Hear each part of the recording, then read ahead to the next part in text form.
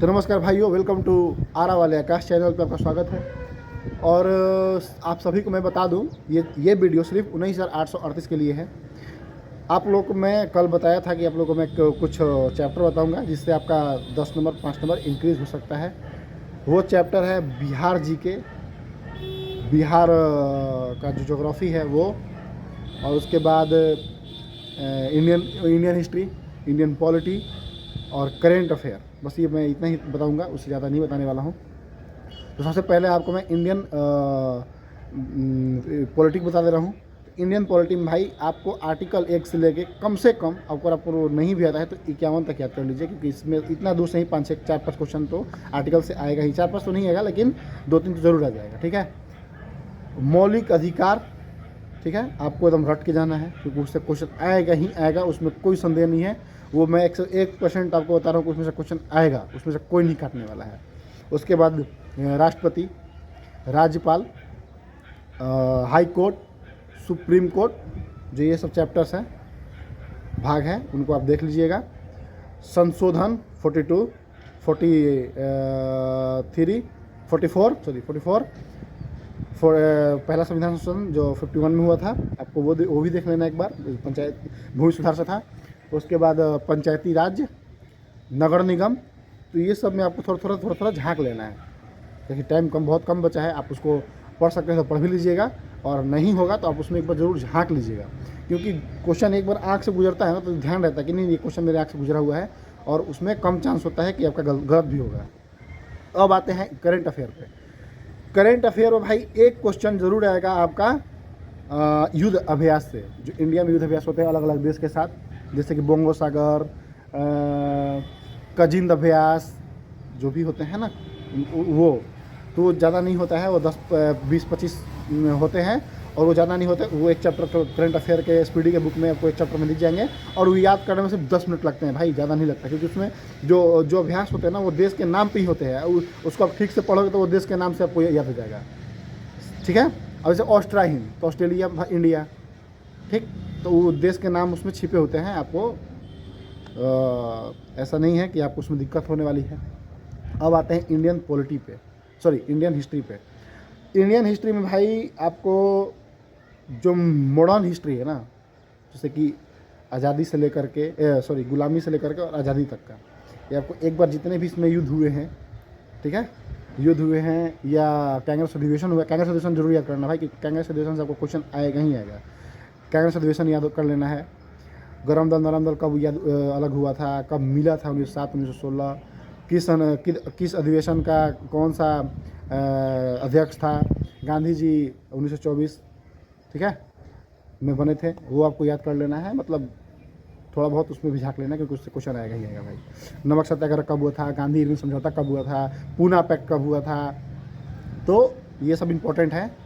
ठीक, अब आइए जो, हाँ, पॉलिटी में एक चीज़ बता रहा हूँ मैं, किस समय जो आया था कैबिनेट मिशन आपको एक बार जरूर पढ़ लेना है, क्योंकि खुद मेरा जो शिफ्ट था उसमें कैबिनेट मिशन से 3-4 क्वेश्चन आए थे कि कैबिनेट मिशन भारत कब आया था, उसमें कौन कौन से सदस्य थे।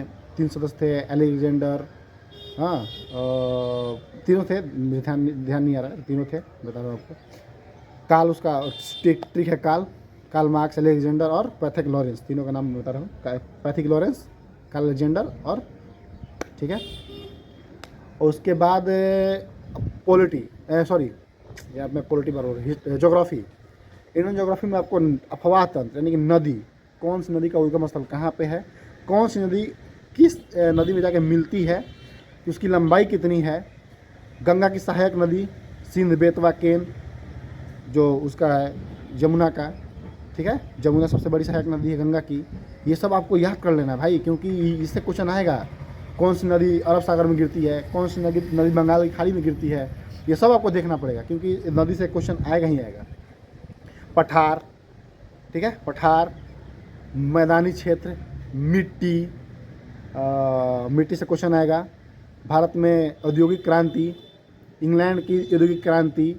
अब आइए वर्ल्ड हिस्ट्री से, तो वर्ल्ड हिस्ट्री जर्मनी का एकीकरण, ठीक, जर्मनी का एकीकरण, फिर से पहला विश्व युद्ध, दूसरा विश्व युद्ध। पहला विश्व युद्ध का आपको डेट, जिस दिन शुरू हुआ था और जिस दिन ख़त्म हुआ था, और दूसरा का भी जिस दिन शुरू हुआ था उस दिन खत्म, छोटा डेट जो होता है ना 11 नवंबर फलना फलना फलना, जो भी छोटा डेट होता है उसको आपको याद करना है भाई, क्योंकि मेरे एग्जाम में वो पूछा था कि सेकेंड वर्ल्ड वार किस तारीख को ख़त्म हुआ था। मेरा एग्ज़ाम था जिस दिन 25 अगस्त को, और मैं 24 अगस्त को देख कर गया था, क्योंकि मुझे लगा था ये पूछ सकता है, तो मैं एक बार देख लिया था और सेम टू सेम क्वेश्चन आ भी गया था। और मेरे ही शिफ्ट में नहीं, 2-3 शिफ्ट में भी पूछा गया था कि इसका छोटा वाला डेट बताइए। तो कोई छोटा वाला डेट जो वर्ल्ड हिस्ट्री का है आपको एक बार देख लेना है, क्योंकि उससे क्वेश्चन आएगा ही आएगा। क्योंकि मैं अपना एक्सपीरियंस बता रहा हूँ, मैं एग्ज़ाम निकाला था और मेरा एग्ज़ाम में करीब 65 नंबर था। मैं अपना जो सही था, और बाकी सब मेरा तुक्का पे था, झूठ नहीं बोलूँगा मैं तुक्का पे था, लेकिन 65 कन्फर्म मेरा सही था कि मेरा 65 है, उससे कम नहीं था मेरा। अब उसके बाद बस कुछ चैप्टर है जो जैसे कि विविध में आ जाइए, तो विविध में आपको भाई डेट कौन से 2 फरवरी को क्या होता है, 4 फरवरी को क्या कौन से दिन आता है, तो ये आपको याद कर लेना है। अब आइए हिंदी में, तो हिंदी में आपको कुछ होता है कर्मधारय समास उमास जो होते हैं वो देख लेना है, स्त्रीलिंग पुल्लिंग देख लेना है।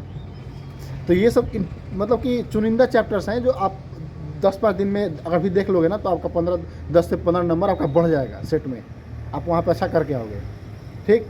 और बिहार का कुछ आपको स्टैटिक भी जानना है कि बिहार में कौन सी मिठाई कहाँ मिलती है। जैसे कि मेरे में पूछा था कि बूंदी में नहीं यार, वो आता है ना कोई उजला करके, उसका मिठाई बिहटा के मंडेर में मिलता है, तो मुझे याद नहीं था, मैं गलत मार क्या था, राजस्थान ऑप्शन था, मैं गलत मार क्या था। तो आपको वो देख लेना एक बार। GI टैग कि जर्दालू आम का GI टैग किस राज्य को मिला है या किस शहर को मिला है, पूछ सकता है आपसे, क्योंकि बिहार का एग्जाम है तो बिहार का क्वेश्चन पूछेगा ही पूछेगा। बिहार में पहला उपराज्यपाल कौन था, वर्तमान में कौन है, ठीक, वर्तमान में उप मुख्यमंत्री कौन है।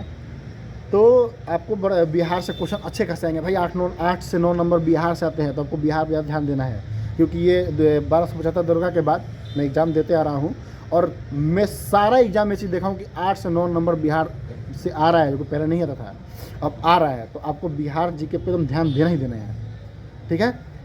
और विविध में आपको बस लूसन का विविध काफ़ी है, उससे बाहर नहीं आता है, ज़्यादा इधर उधर नहीं, ज़्यादा मटेरियल बटोरने की जरूरत नहीं है, अब थोड़ा बहुत मटेरियल में आपका काम चल सकता है।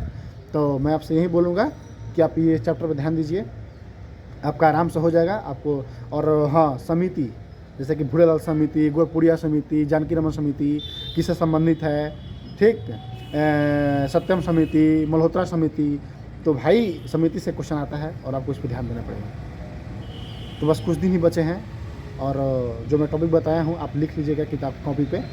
और भाई बहुत इंपॉर्टेंट मैंने आपको टॉपिक बताया है जिससे क्वेश्चन आएगा ही आएगा, इससे ऐसा नहीं है कि इससे क्वेश्चन नहीं आएगा, इससे एक न एक क्वेश्चन इस सारे चैप्टर से आएंगे ही आएंगे।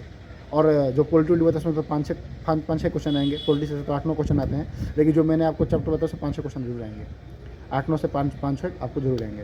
तो अब आगे की तैयारी आपको करनी है, मेहनत आपकी है, अब कुछ दिन भाई मेहनत कर लोगे तो आपका ज़िंदगी सफल हो जाएगा, फिर बेरोजगारी वाला धप्पा हट जाएगा। भाई कांस्टेबल बहुत बड़ी रैंक नहीं होती है, मैं मानता हूँ, लेकिन एक मिडिल क्लास बच्चे के लिए बहुत बड़ी रैंक हो जाती है, क्योंकि वो जिस बेरोजगारी से, जिस समाज से आते हैं ना, वहाँ पे बेरोजगारी बहुत गंदी चीज़ होती है।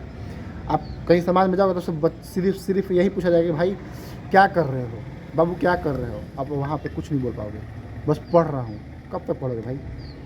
तो भाई कुछ दिन है, और मुझे नहीं लगता कि 19,838 के बाद बिहार में इतनी बड़ी बहाली आने वाली है, क्योंकि बैक टू बैक समझो कि 40,000 से 41,000 बहाली हो चुकी है, और इलेक्शन है भाई, इसलिए आ भी रहा है। इलेक्शन ख़त्म, कहानी ख़त्म, अगले 3 से 4 साल तक कुछ वैकेंसी नहीं आने वाली है, ठीक है। तो आप लोग पढ़िए, और तब तक के लिए आप सबसे विदा लेता हूँ। आगे जो टॉपिक होगा मैं बताऊँगा आपको, तब तक के लिए बाय।